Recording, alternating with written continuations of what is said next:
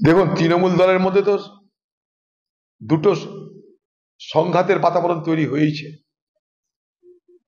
যে যাই করুন, সত্যটা তো এইটাই যে যে খোকাবাবু সে তৃণমূলের সৃষ্টি, এখানে কোনো দ্বিমত আমার নেই। অর্থাৎ সে মমতার সৃষ্টি। মমতা তৃণমূল দলটাকে তার পারিবারিক দলে রূপান্তরিত করেছে।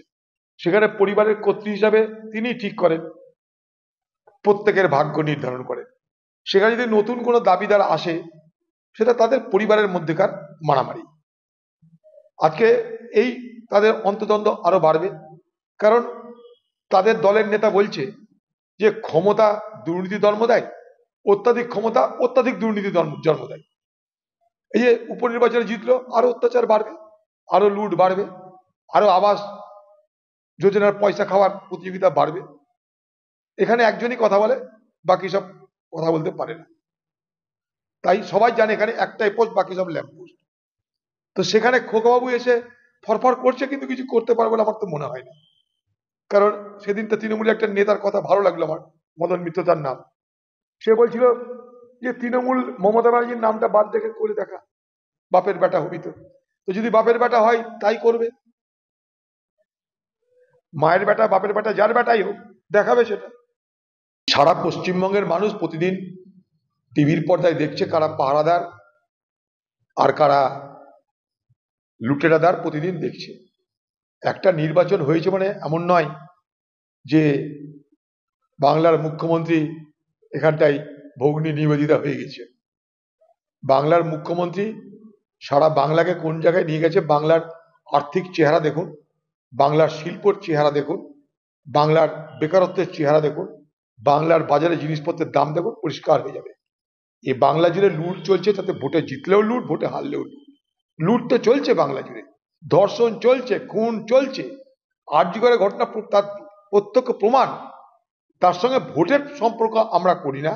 ভোট নানা কারণে হয়ে থাকে, স্থানীয় কারণ আছে, সরকারের দেওয়া হওয়ার ব্যাপার আছে, সেখানটা সরকার নানাভাবে তাদেরকে সহযোগিতা করছে, কোথাও লক্ষ্মীর ভান্ডার দিয়ে, কন্যাশ্রী, আবাস তো দেখছে না, আবাস নিয়ে কি লুট, রেশন নিয়ে লুট, চাকরি নিয়ে লুট।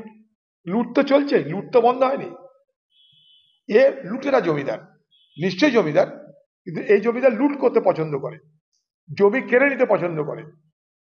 জমি কেড়ে নিয়ে জমিদার হয়েছে, জমি লুট করে জমিদার হয়েছে যারা, তাদের শিরোমণির নাম বাংলার মুখ্যমন্ত্রী। তাই নিজের কথাটা তিনি স্বগতিক স্বরে বলেছেন, তার নিজের ভাবনাটা তিনি ব্যক্ত করেছেন বলে আমার মনে হয়। কারণ তিনি এই মুহূর্তে বাংলার সামন্ত প্রভুর মতন আচরণ করছেন, তিনি এবং তার পরিবার। এখানে ভোট দেওয়ার অধিকার নাই, কথা বলার অধিকার নাই। চাকরি কেউ করলে, যদি কেউ করে, সে যদি তৃণমূলের বিরোধিতা করে, তার চাকরি খেয়ে নেওয়ার অধিকার আছে। এ বাংলা কি চলছে? আবাস যোজনা যাদের পাওয়ার কথা তারা পাবে না, হাজার হাজার কোটি টাকা রেশন দুর্নীতি, ট্যাব দুর্নীতি, কোনটা হচ্ছে না? বাংলার মুখ্যমন্ত্রী যদি বলতো আমি দুর্নীতি মুক্ত বাংলা করব, মানাতো।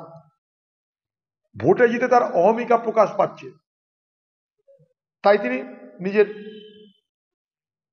সেই ঔদ্ধত্য প্রকাশ করছেন।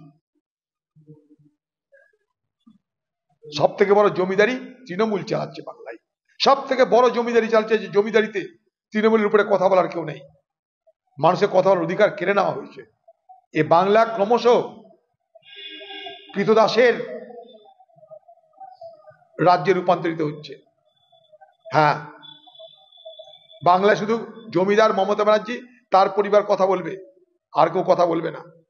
বাকি সব প্রজা, দিদি আমাদের এখানকার জমিদার, তিনি রাজা, তিনি রানী, তিনি সবকিছু। এটাই তো বাংলা। দেখুন, এবার তো বিজেপির টার্গেট যে যে জয়টা ওরা পেল, সেই জয়টাকে ধরে অন্যান্য রাজ্যে তার প্রভাব প্রতিপত্তি বাড়ানো। বিজেপি পার্টি এমন একটা পার্টি যারা সারাটা বছর ধরে ভোট করে, স্বাভাবিকভাবেই তাদের প্রোগ্রাম সেইভাবেই চলে। বিবেকানন্দের ভাবাবেগকে কাজে লাগানোর চেষ্টা হবে, কারণ বিবেকানন্দ সারা ভারতবর্ষের মানুষের কাছে একজন শ্রদ্ধার ব্যক্তি, একজন স্পিরিচুয়াল, অর্থাৎ আধ্যাত্মিক জগতের তিনি এক বিখ্যাত, সারা পৃথিবীতে যা বাণী স্বীকৃত, সেই রকম একজন মহান পুরুষের নাম স্বামী বিবেকানন্দ। তাই তাকে বিজেপি পার্টি তাদের সুযোগ পেলে ব্যবহার করার চেষ্টা করবে, এটার মধ্যে আতিশয্য কিছু নেই।